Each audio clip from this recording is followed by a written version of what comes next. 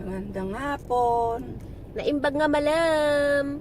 Naimbag nga malam mo rin. Mo din. Let's do a quick Learn Ilocano WOTD. Kasla. Yan ang ating word. That's our Ilocano word. Kasla. Kasla. Kasla. Kasla Parang. means looks like, o sa Tagalog ay parang. Parang.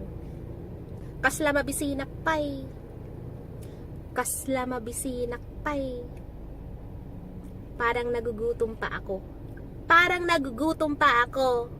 So that's how you say it in Tagalog. Kasla mabisinak pay. At dapay sa balim nga example, awanan.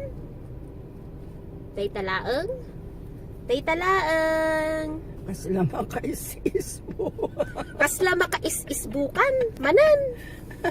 Hindi. Isbu means number 1. Kasla makais-isbuak. Kasjay. Tagalog ay parang nadijingle. Parang nadijingle.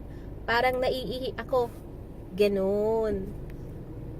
Who needs to go to the bathroom, restroom, toilet, mudra. So we better go home now. That's all, babush.